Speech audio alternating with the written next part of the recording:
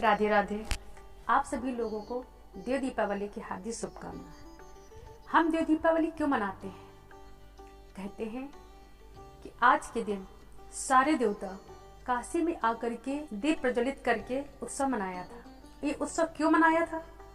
कहते हैं एक बार की बात है, जब भगवान शंकर के बड़े पुत्र कार्तिकेय ने तारकासुर का वध किया, तो तारकासुर के जो पुत्र थे, तारकासुर के 3 पुत्र थे, तरकाच, कमलाच और बिंदुमाली।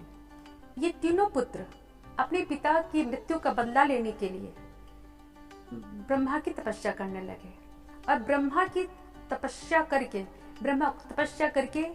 को प्रसन्न किया।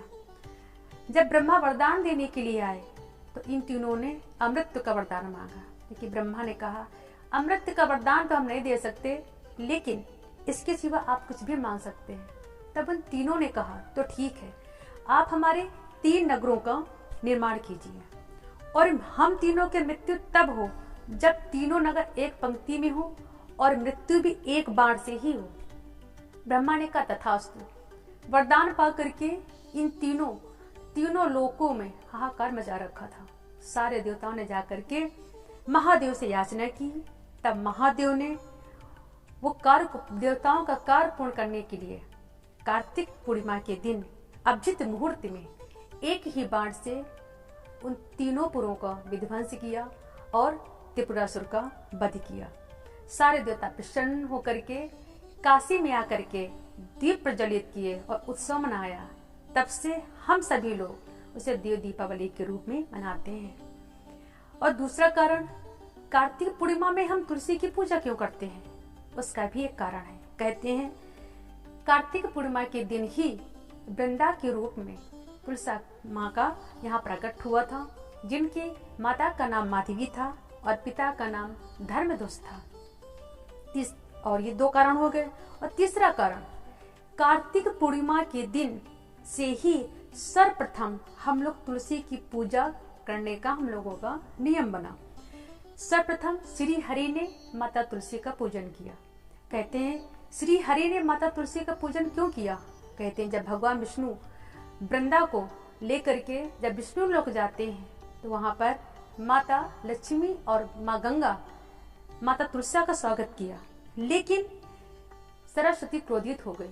सरस्वती के कुपित होने पर माँ तुलसी वहां से अंतर ध्यान हो गई। तब श्री हरि ने माँ सरस्वती को समझाया और वृंदा को वापस लाने के लिए चले। तब वहां पर तुलसी के वृक्ष के नीचे श्री हरि बैठ करके सर्वप्रथम कार्तिक पूर्णिमा के दिन उस वृक्ष की पूजा की, जिसे हम माँ तुलसी कहते हैं।